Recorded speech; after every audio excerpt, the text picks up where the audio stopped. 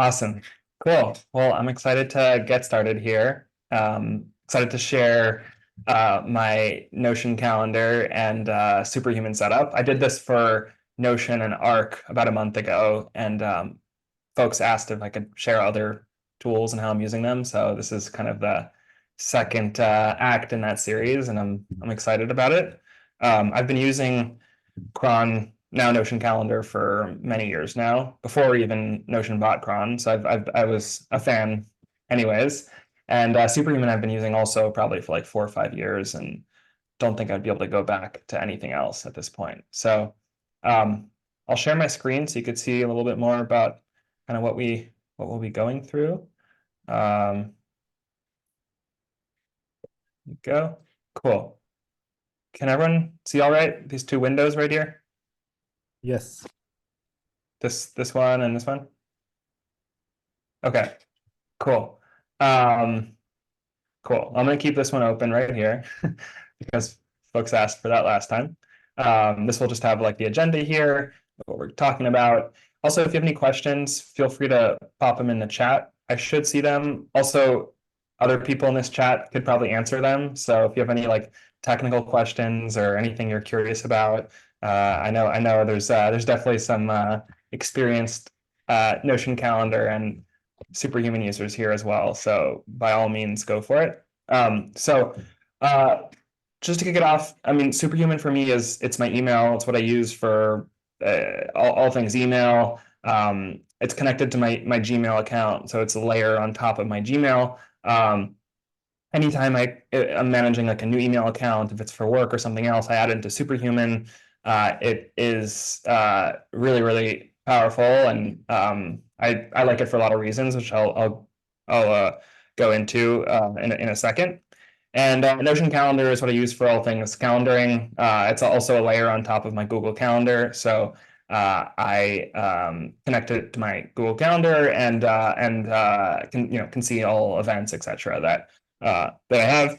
I like it also for a bunch of reasons that I'll share, and have been using it for years when prior when it was cron as well, and I just think it really is the best calendar out there. So we'll start off with Superhuman, and again, if you have any questions, just drop them in. I think I should be able to see them in the chat, and we'll try to get to them later on as well. So Superhuman, let me open Superhuman right here. Oops. So this is my Superhuman. Right over here. And just so you know, Superhuman has a cost. It costs $30 a month, so it's not cheap. It's like a premium tool. I think my perspective is that I save so much time using Superhuman that it's worth paying that amount. And the reason I save a lot of time is two reasons, I would say. Is one is just super fast, like kind of going between tabs, or going between or the keyboard shortcuts. Those things are just super fast, and I think enable you to save a lot of time. So that's when I go back to Gmail, I feel like I'm kind of going back in time, and also feels super slow to me. So I would say speed really is number one. The keyboard shortcuts are also incredible. So if you hit Command K, there's this little bar that comes up, and you can put in any command like compose an email or discard a draft, whatever it might be. And this command bar is just really powerful. You can go through here and kind of just do all kinds of actions, and you can also see the keyboard shortcuts next to them. So for example, like if I want to search, I would hit / and then I go straight to search. Or if I want to compose an email, I would just hit C, and it creates the email, right? Or if I just discarded the draft, I hit Shift Command comma. And so you learn these keyboard shortcuts over time, but they are just super effective and amazing for managing your email process. I would say like the most important things to know are, I see something in the chat, I'll check in a second. I'm just going to share the 3 most important things to know. I think one is split inboxes. Split inboxes are these. You see important, invest, portfolio, product hunt, other. And this is what it looks like is basically these different types of inboxes. So for example, my invest tab, anything that comes from certain emails goes there. These are rules that you can set up, or uh, anything that includes product hunt goes automatically there. So it will automatically send emails with the subject product hunt there, or if I label an email PH, it'll go there. So for example, if I were to hit Command K and then hit and then hit tag, oops, it's a draft, so that won't work actually. But if I were to hit Command K and then hit tag and hit product hunt, it would go right to this tab. And this is just great because it gives you like kind of a good view to like focus on different areas of work or things you're working on and stay organized versus having everything in this like massive flow of of endless emails. And I'm also a very serious inbox zero person. So I am constantly archiving emails, constantly kind of going through them to make sure that I'm getting through. And another nice thing that Superhuman has is a remind me feature. Let's see. Oh, I won't be able to. I need to email myself something so you can see this. um, I'll once that comes in, here, should come in a second. Or if someone wants to email me something really quickly, that'll be great. I'll answer in the chat in the meantime. Are you using these tools on desktop plus mobile or less only? I'm using them on desktop and mobile. I use the mobile app as well pretty heavily. I'm using all of these in Arc, which I spoke about last time. I don't use the desktop app for any of these. I'm using them all in Arc, which is this this browser. So it's like super fast, I think. So here's an email. If I go here, I can hit remind me, and then I can snooze it. So there's all kinds of rules. Snooze it to tomorrow, snooze it to next week. If there's no reply, regardless, in 2 weeks, and all of these like commands that as you're navigating your inbox are just super powerful and help you save time. So like if I don't want to if I want to wait until tomorrow to respond to this, I'll just hit snooze and then just change it to tomorrow, and then I'll get it tomorrow. Or and then I just hit Z and it went back, right? So super fast, super powerful. So that is Superhuman. I think we hit most of the key things. Another really nice function is when you're typing in an email, when you look over the email, it includes the person's details here, so the LinkedIn, website, Twitter, etc. So anytime you're reaching out to someone, you can do that. It's also a great way to know if if it's actually their email or not. People use this sometimes to guess emails, because if I put in like dan@cnn.com, if their Twitter and LinkedIn and profile picture pop up, that actually is more likely their email than not. So it's actually a great tool for guessing emails as well, in case you're ever trying to cold email people. Any Superhuman questions before we move to Notion Calendar? Anything you're wondering, concerned about, unclear? Yeah, Ben? Yeah. I just, because I'm looking at Notion Calendar, they don't yet have an Android app. Superhuman and Arc. So on desktop, you're using it within Arc, and then on your mobile, what's your setup? How you're using Superhuman? On mobile, I'm using the Superhuman app. I'm on iPhone, so I don't know. I think they have an Android app. Yeah. Any other questions? Thank you. Yeah, I would have one more. I mean, you Sure. have a huge overview about all the tool stack that's out there, right? And you know probably a Spark or something like the Ukrainian email. Like, how is it to compare to competitors? What's the advantage? Because the price point is quite high for an email program. Like, what would you say? Yeah, I did try a few, years back, and I didn't really stick with any of them. Superhuman to me just felt like the most premium version of a product. It felt like it had more of like the design product ethos of Notion than any other company I found. So I was willing to to pay that premium. It definitely is steep for a SaaS product. I think as a business expense, it's very valuable in that you're just saving time, and you can it has all these incredible functions that help you be more efficient. So that's just how I look at it. But I know a lot of people probably would not want to use it given that price point. And when we talk follow up just for a second. When we talk about the business expenses, like how do you work with that with it in a team? Like, can you work on emails together? Like, do you have all these functionalities as well? You don't, yeah, you don't have like, I'm not sure, like front app, or I know there's some products that like allow you to collaborate on emails together. It doesn't have that. It does have a thing where you can really easily switch between inboxes. So you can hit Control 1, Control 2, Control 3, and one of them could be my Notion email, one of them could be my personal email, and it'll just kind of, take you to a whole other setup that looks like this. And it could be totally different per inbox. But it's not collaborative. You're not going to have like the collaborative emails. I'm not sure which products do that really well. It wasn't like something that I ever really needed personally. I've heard of Front App. I'm sure there might be others. Yeah, I mean, like with Spark, you could actually like add people to emails. You could assign them like basically like a little CRM when you collaborate. That's cool. Like, yeah, okay. Yeah, that's cool. Yeah, I guess for collaborative stuff, Superhuman might not be the best. I think Superhuman for like personal kind of, personal, for people who get a lot of emails and are constantly triaging through them, I think that's like the kind of best use case. For collaborative, maybe, answering ticket requests, etc., it might not be the best. Okay. Sweet. All right, let's move on to Notion Calendar. So Cron, Notion Calendar. So Cron recently rebranded to Notion Calendar. So it definitely, it'll look familiar. It'll look like Cron if anyone was using that before. Like I said, I use Cron in Arc, and I use the mobile app. I didn't realize that there's no Android app yet.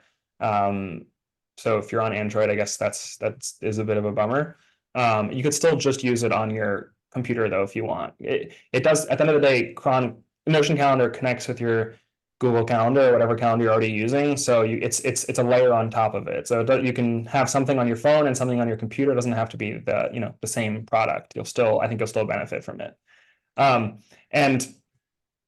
I think like the main new thing that that came about was the database integration. So if you have like a page inside of Notion, so these over here on the left side, these are my Notion workspaces. So if you have like a database with calendars with dates enabled, they'll show up in your Notion calendar. So for example, this is like our travel in Asia, and so this is part of a database actually, which I can then open in Notion, and I can see kind of all of our plans here. Obviously, we have them as like a database as well, calendar, etc. But this used to be kind of difficult to move into an actual calendar that you use on a daily basis. So now I have this here, which is really nice. So if you're planning things inside of Notion, I think this is a really great view. I use Notion like on the personal side, I'm nothing about the work side. On the personal side, I use Notion to plan all of my trips. I think it's just the best tool for trip planning. And so having that integration where you can see all the dates inside of your calendar and Notion Calendar, I think is super convenient. What else? Favorite features. I would say 3 things. One is the scheduling feature. I use this a lot. And what this is also a keyboard shortcut. There's a lot of keyboard shortcuts with Notion Calendar. Another reason why I love it, it's also very fast and smooth and all kinds of tricks with keyboard shortcuts. But the one I use the most definitely is this share availability, S. And when you do that, what you can do is you can go to your calendar, grab a few slots, like these slots, and then hit Ben X Dan, hit create, and then it will create these slots that I can then send to someone to book. So if I then send them this link, they'll arrive here, and then they can choose whichever slot works for them and grab the slot. And I think this is really nice just because it is very it's very personal. I find that Calendly is not, not as personable, but this, you can do this at scale by sending this to people, pretty often, without it feeling like it's, just a Calendly, and also just having more control over your calendar. So I'm a big Ben, fan of this. Yeah. If I have that right, you can, you're just basically giving them 3 options instead of letting them see your whole calendar. Yeah, Right. or as many options as great. you want. As many That's options great. as you I've always want. wanted to do that. Yeah. Yeah, and then you can choose how long the slot should be, you can That's great. name it, you can include the link or not, it creates the text for you. You can choose if you want to use Zoom or different conferencing, and it just kind of sends it to them, and they take care of the rest. Great. Can you anchor the time zone to the guest?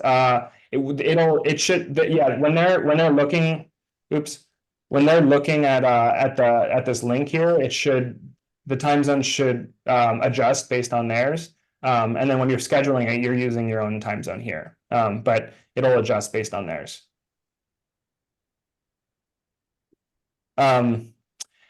And then yeah, so share availability is fantastic. Other things that I really like is the travel to time zone. So if you're traveling somewhere, planning a trip, or talking to someone who's living in a different place, what you could do is hit Command K, which is also the command bar here, and I can hit like travel to let's see, Seoul. Travel to time zone, and I can hit Seoul, bam, and then now it adds this nice little block right here, so I can see when I'm planning something at 8 a.m. in Tel Aviv, I know that is now 3 p.m. in Seoul. Or if I'm looking at something 1 a.m., I know it's 8 a.m. in Seoul, right? And so this is like, as you're scheduling things, this is just super, super useful. I have 3 pinned time zones here: Tel Aviv, New York, PST, because I use them a lot. But this is nice because it's just kind of like a temporary thing. Once I'm done with it, I just hit X, it's gone. Super underrated feature, super, super helpful if you're talking to people like in different time zones. And then the last thing is that I use a bunch that I like is there's a nice like phone widget. So if you want to, I mean, like, this is I can show you my phone, but this is just the phone widget. There's a bunch of them, and I just like having like a nice little calendar view. I mean, most calendars do this. But it's just nice to have like on your home screen, like a nice, view of kind of what's coming up. So I would definitely recommend having that on your home screen. Cool. Any questions in the meantime?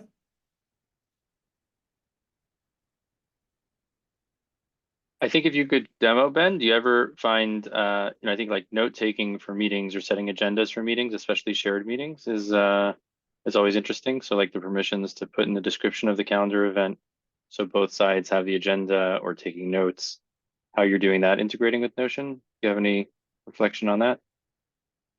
That's a good question. It's not something, so what you can do is meeting, and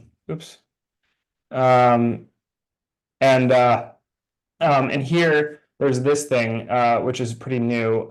So it works well with Notion. So if you want to create a Notion page, or use a recent Notion page, or go in, you choose your workspace, and then it'll kind of connect a Notion doc with that meeting.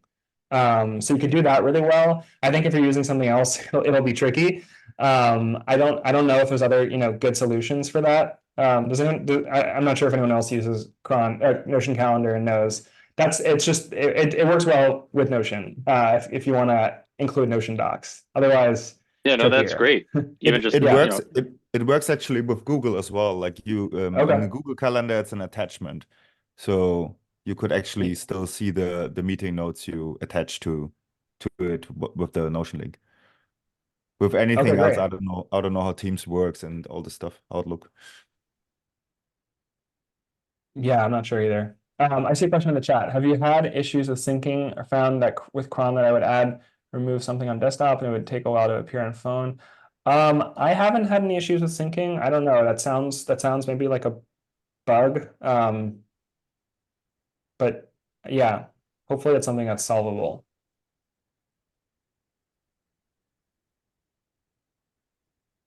Cool.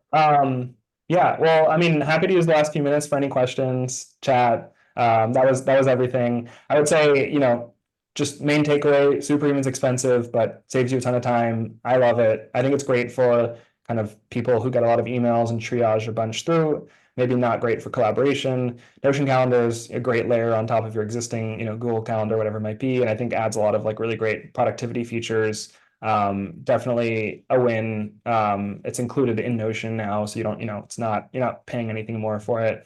Those are my recommendations. Let's see. Okay, questions. So the meeting note page will be in the same database. I used to have a meeting database which related to project. The meeting note used to have a. I think it could be in whatever database you decide. I think that's up to you. It's something you can customize. Ori, yeah, thanks. Thank you for the well wishes on our trip. Cool. Any other questions? Anyone want to share anything that they know about Superhuman or Notion Calendar that folks might enjoy hearing? I think I need to find a Notion demo. Yeah, I did one That's last pretty week. But also there's Oh. folks here who I'm sure have also great Notion content, like Marcus or Usman, maybe, if you have recommendations. Recommendations for? Can you please repeat that? Just like learning Notion from the beginning. I have a video. I mean, I did this last week, a few weeks ago, just for Yeah. Notion. I can share that with you, but there's a lot. If you go to YouTube and just search "getting started with Notion," Okay. you'll find a lot of I videos. think, I Okay. think like Thomas Yeah. Frank and Marie Pauline are amazing to start with. Like that's like a lot of good So content most out there. advanced, most advanced on day one. Yeah. Dive into the deep I end. would recommend. Yeah, I would recommend Thomas Frank, but I would always just recommend when I started using Notion back in 2020, all I did was just play around with it. So the first thing is just using the / command, and then everything will just come up. You don't need to be like a programmer for it. I come from a technical background, so even having a technical background, it was really, really simple to just play around with Notion. But aside from that, I'll probably be having a course of my own on regarding Notion soon. So Ben, that's also something exciting too. Okay, cool. Great. Thank you.